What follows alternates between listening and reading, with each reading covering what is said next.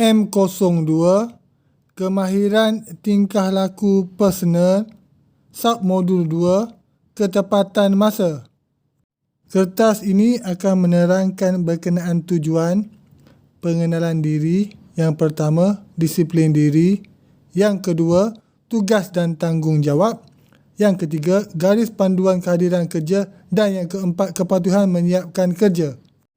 Kertas penerangan ini bertujuan untuk menerangkan mengenai sistem kehadiran kaki tangan, prosedur kehadiran kerja, prosedur penjagaan masa yang baik dan ketepatan masa menjalankan kerja. Pengenalan. Disiplin diri adalah salah satu kemahiran yang paling penting dan berguna untuk mencapai ketepatan masa kerja yang semua orang patut miliki. Kemahiran ini adalah penting dalam setiap bidang kehidupan yang memberikan anda kuasa untuk berpegang kepada keputusan anda dan mengikutinya tanpa mengubah fikiran anda, maka ia menjadi salah satu keperluan penting bagi mencapai matlamat. Pemilikan kemahiran ini membolehkan anda untuk tabah dengan keputusan dan perancangan anda sehingga anda mencapainya dalam tempoh masa tertentu. Ia juga menjelma sebagai kekuatan dalaman, membantu anda untuk mengatasi ketagihan, berlengah-lengah dan kemalasan, dan juga untuk mengikuti dengan apa saja yang anda lakukan. Definisi. Disiplin diri juga dikenali sebagai tingkah laku kuasa pendorong yang mempunyai keupayaan untuk menyudahkan tugasan yang sukar atau tidak menyenangkan sehingga selesai tepat pada masanya. Orang yang mempunyai disiplin diri yang tinggi dapat mengatasi keengganan untuk memulakan tugasan dan kekal di landasan yang betul walaupun menghadapi halangan. Mereka yang rendah disiplin diri suka berlengah-lengah dan menunjukkan susulan yang lemah, sering gagal untuk menyelesaikan tugas-tugas dalam tempoh masa yang telah ditetapkan, dan walaupun mereka mempunyai keinginan yang tinggi untuk menyiapkannya. Disiplin diri di tempat kerja. Kejayaan pertama dan hasil yang paling penting tentang disiplin di tempat kerja adalah ia dapat membendung masalah kelakuan, terutamanya ketepatan masa. Kepentingan daripada hasil ini adalah berkait terus dengan keseriusan kesalahan tersebut. Seorang pekerja yang menyebarkan gosip pejabat mungkin lebih berbahaya daripada ancaman. Tetapi seseorang pekerja yang menyebabkan gangguan di tempat kerja yang serius seperti mengancam pekerja lain atau membawa senjata ke pejabat perlu ditangani segera. Mengabaikan seseorang pekerja yang mempamerkan tingkah laku yang tidak menentu atau berbahaya boleh menyebabkan tragedi. Mengabaikan orang yang menyemai perpecahan akan menurunkan moral pekerja dan boleh mengurangkan produktiviti di masa akan datang. Dengan sentiasa mematuhi disiplin tempat kerja, ia akan mengukuhkan peraturan yang telah anda jalin untuk diikuti secara konsisten dan menggalakkan semangat pekerja lain. Apabila peraturan tempat kerja jelas, boleh diaplikasikan kepada semua orang dan apabila dikuatkuasakan secara konsisten, pekerja akan tahu kedudukan mereka dan bagaimana mereka patut menjaga kelakuan dan untuk mematuhinya. Mereka lebih cenderung untuk menghormati peraturan tempat kerja apabila mereka mengetahui peraturan tersebut akan dikuatkuasakan, sekaligus mengurangkan kemungkinan bahawa tindakan disiplin diperlukan pada masa akan datang. Tugas dan tanggungjawab. Bagi memastikan mengurus kaki tangan anda dengan berkesan, adalah penting anda menyediakan definisi yang jelas dan memahami peranan, fungsi, tanggungjawab mereka serta jadual di tempat kerja. Ini akan memberikan mereka pemahaman yang lebih baik mengenai kerja dan tugas-tugas yang mereka mesti laksanakan sebagai seorang individu dan dalam mana-mana pasukan atau kumpulan yang mereka sertai. Ia juga menyediakan maklumat mengenai kedudukan yang sesuai dalam organisasi dan kepada siapa dia mesti melaporkan diri. Ini dapat membantu untuk mengelakkan pertikaian dan salah faham tentang kuasa. Apabila menetapkan peranan dan tanggungjawab di tempat kerja, anda mungkin perlu membuat senarai semua kaki tangan dan senaraikan semua tugas dan peranan dalam perniagaan anda. Anda kemudiannya boleh menetapkan peranan kepada setiap anggota kaki tangan atau kumpulan kaki tangan. Ia adalah penting untuk kekalkan fleksibel dan kesediaan bagi mengubah suai rancangan anda dan berunding dengan pekerja anda. Sebaik sahaja anda telah menentukan peranan dan tanggungjawab setiap kaki tangan, anda boleh merekodkan senarai tugas kaki tangan. Ianya boleh dilakukan secara formal atau tidak formal mengikut pilihan anda. Tetapi ia adalah penting untuk merekodkan maklumat utama.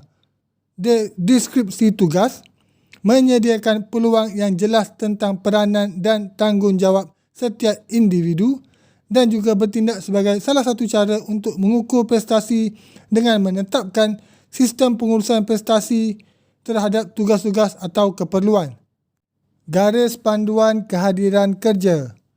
Kepentingan ketepatan masa di tempat kerja sering diabaikan.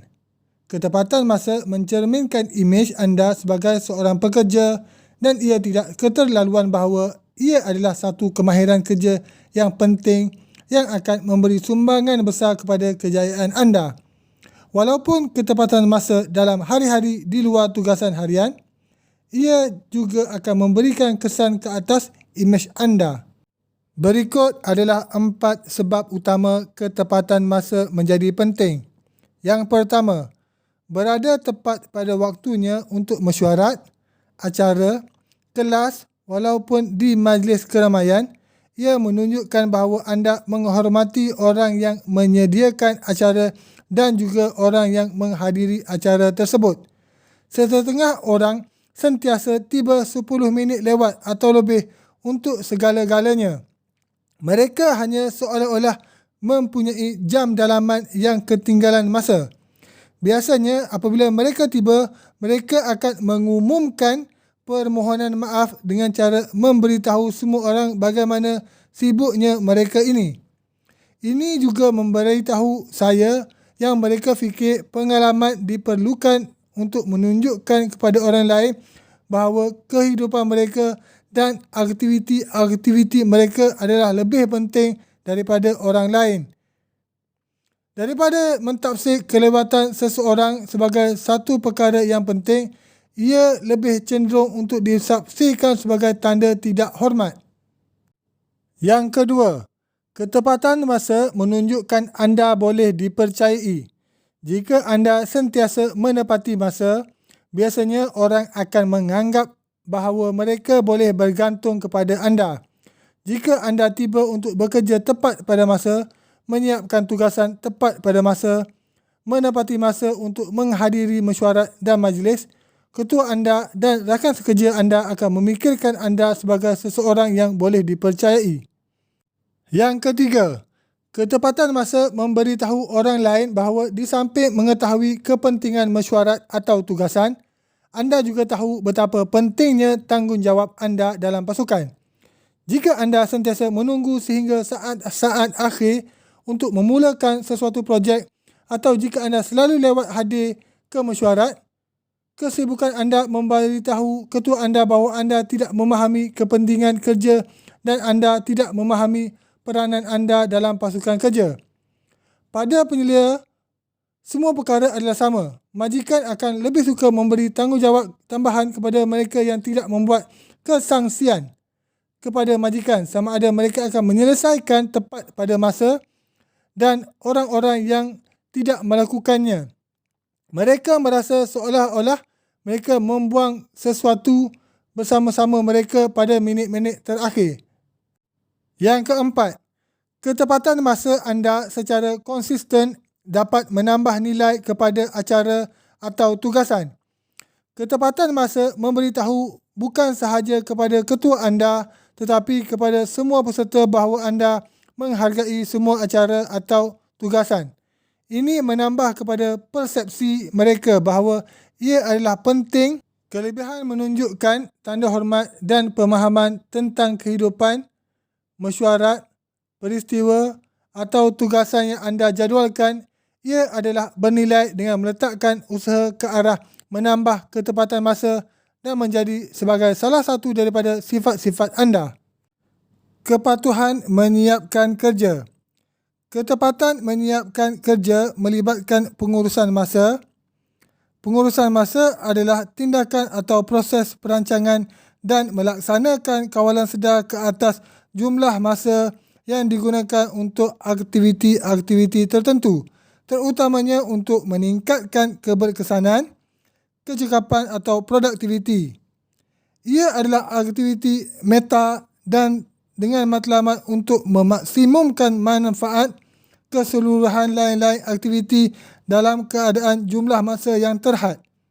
Menyiapkan kerja mengikut ketepatan masa boleh dibantu dengan pelbagai kemahiran seperti alat dan teknik yang digunakan untuk menguruskan masa apabila melakukan tugas-tugas tertentu, projek dan matlamat mematuhi tarikh-tarikh akhir. Pada mulanya, pengurusan masa disebut aktiviti perniagaan atau hanya aktiviti kerja. Tetapi akhirnya, istilah diperluaskan untuk merangkumi kemahiran peribadi. Salah satu sistem pengurusan masa adalah gabungan yang direka dan mengandungi beberapa proses, peralatan, teknik dan kaedah. Pengurusan masa adalah biasanya satu keperluan dalam mana-mana projek pembangunan kerana ia menentukan masa menyiapkan projek dan skop kerja.